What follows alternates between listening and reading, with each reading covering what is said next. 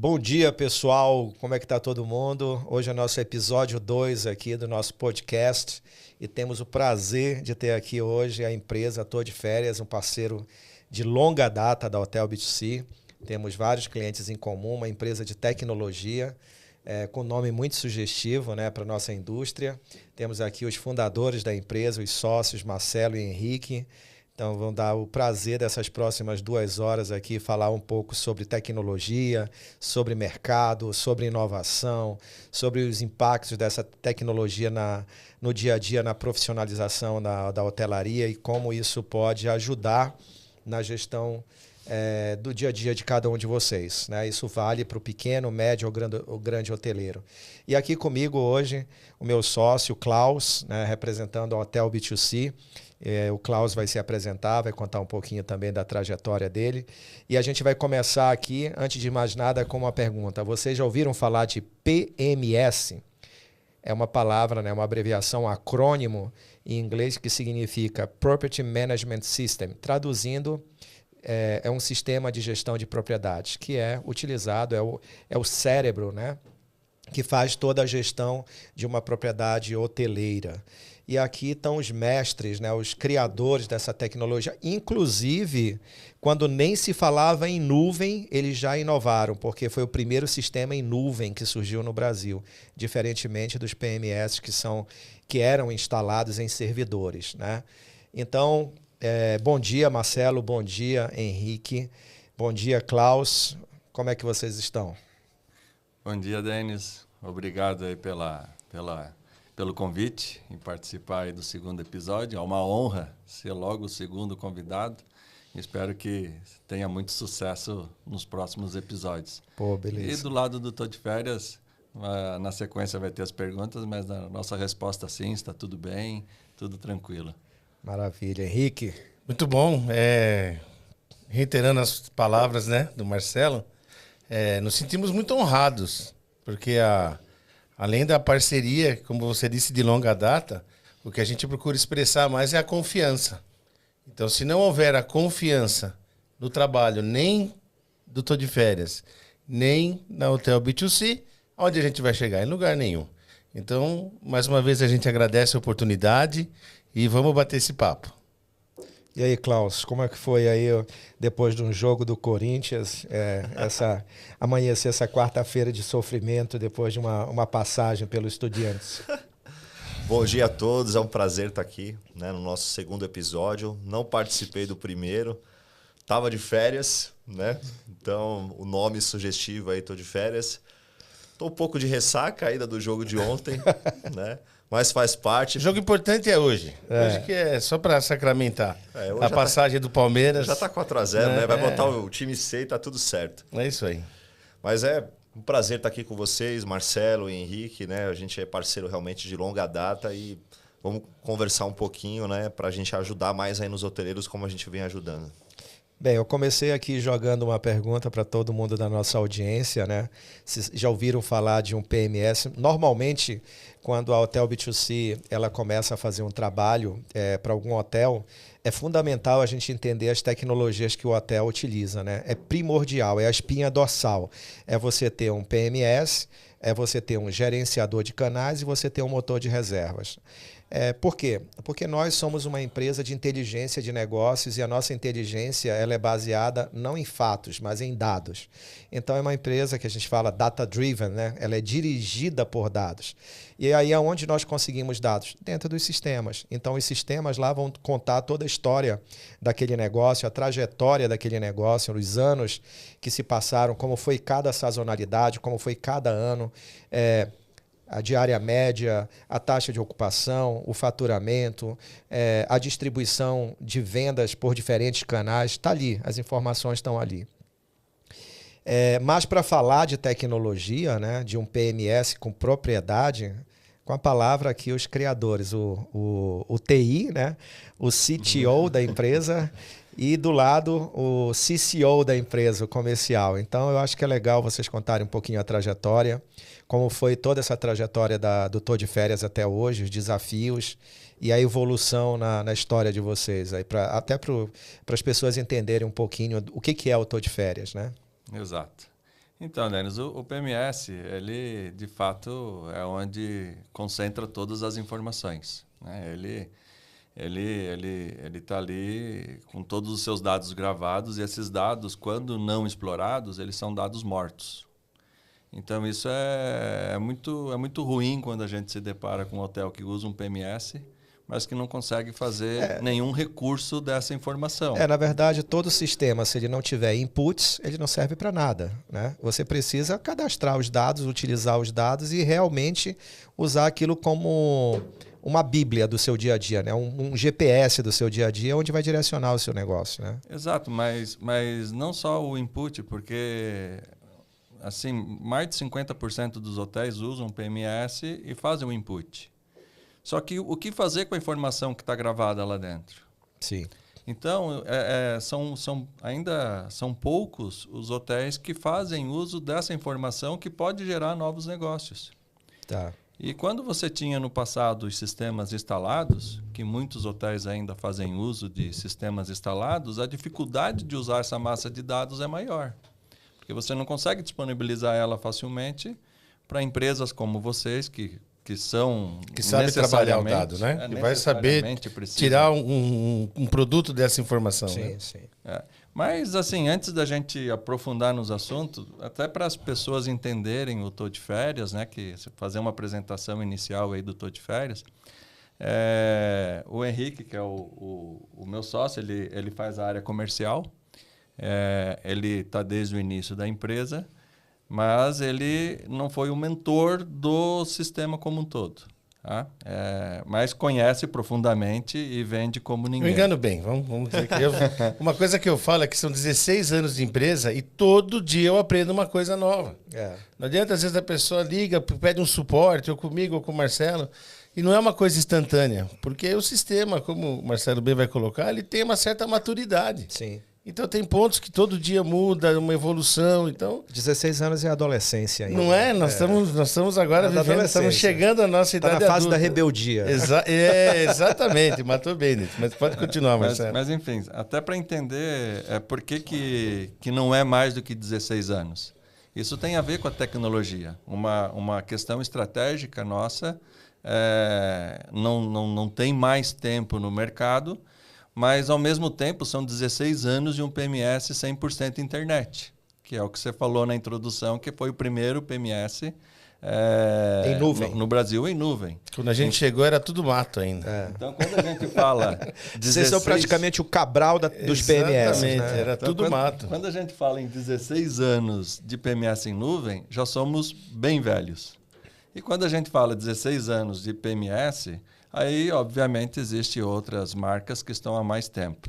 Eu acho que é legal até pontuar que vocês estão à frente do tempo, né? Porque se a gente for para fazer uma outra análise cronológica, a revolução do B2C, né? Do business to customer, do negócio direto para o cliente final, que são os marketplaces de hotelaria, as OTAs, né?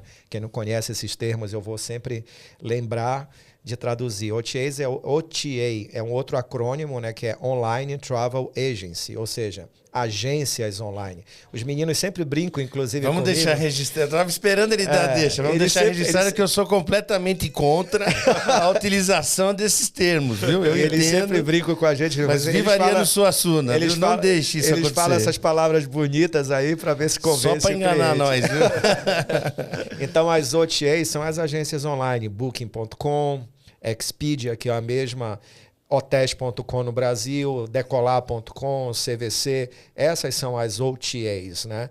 E, de certa maneira, quem inovou no Brasil os marketplaces, o B2C, é a Booking.com. E a Booking.com chegou no Brasil em que ano? 2009. Então, a gente está falando aí de uma trajetória de 14 anos. Então, vocês estão à frente até dessa própria revolução que aconteceu. E eu e o Klaus acompanhamos esse processo também do B2C, dos marketplaces, das entradas das OTAs no Brasil. Porque eu e o Klaus, nós passamos pela Booking.com. Então, foram 3 anos na Booking, foi uma grande escola, uma excelente empresa. Quando a Booking ainda Ela tinha acabado de ser adquirida pelo grupo Priceline, que é um grupo americano e o maior competidor da Expedia.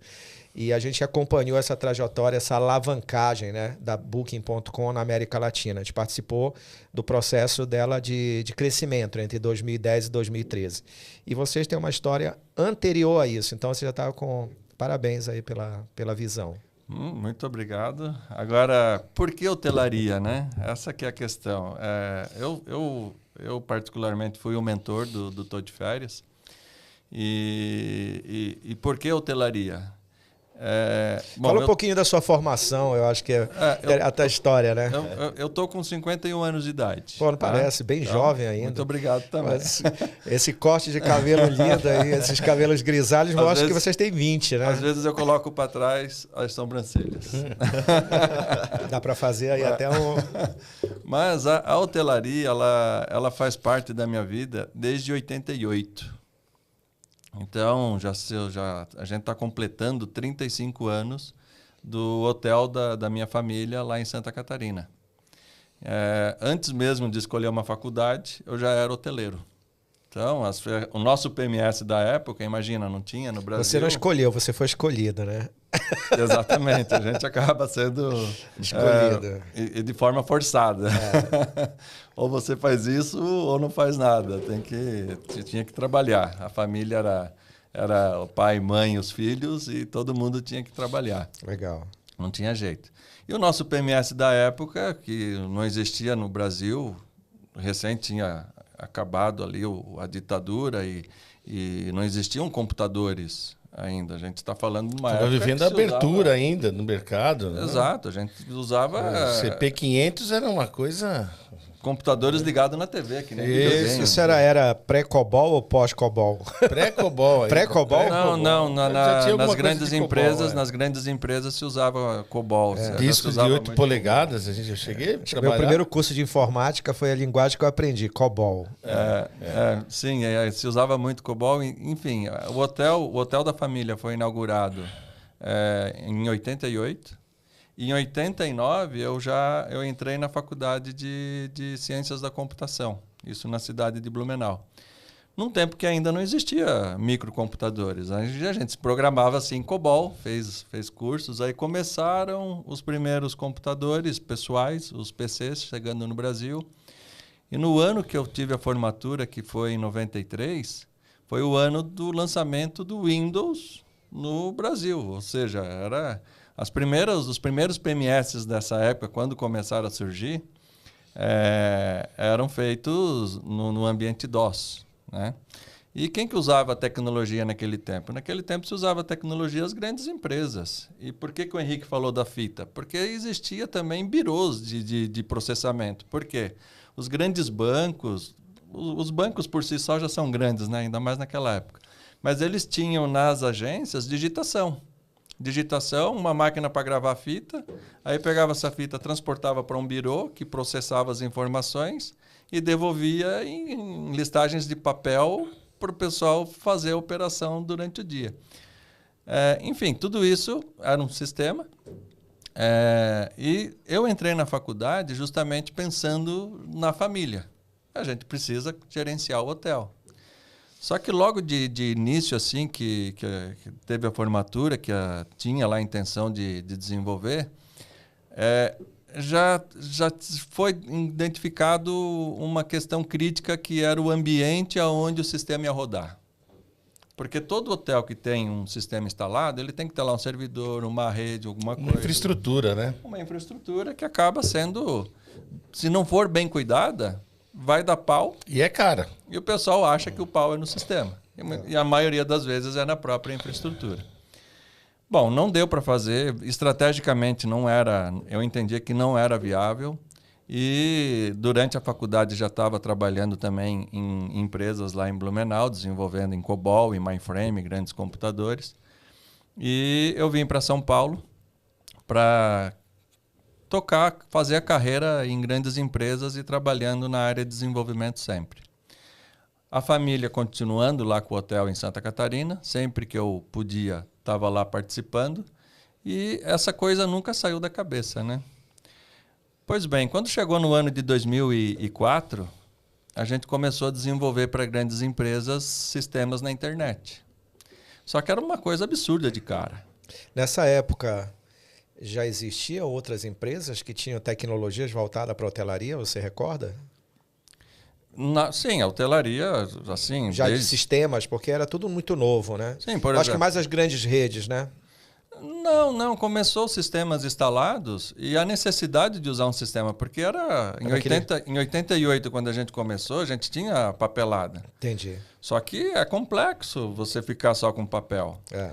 Então, já no ano de 94, 95, mais ou menos, quando eu saí da faculdade, eu não entrei na área de sistemas próprio, de desenvolver um próprio sistema. Fui fazer a carreira porque eu achava estrategicamente ruim você montar o sistema e sair instalando. Não é uma opinião particular, mas, obviamente, outros fizeram sistemas. Inclusive, eu participei da indicação do primeiro sistema usado no nosso hotel.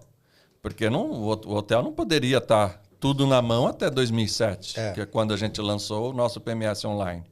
Né? Então, ele fazia uso de um sistema e existiam vários, que daí, obviamente, instalado. Né? Eu acho que isso também é importante até pontuar, né? Porque, como você mencionou, era importante até 2007, até o lançamento do Tô de Férias, a empresa já ter uma cultura de usar um sistema.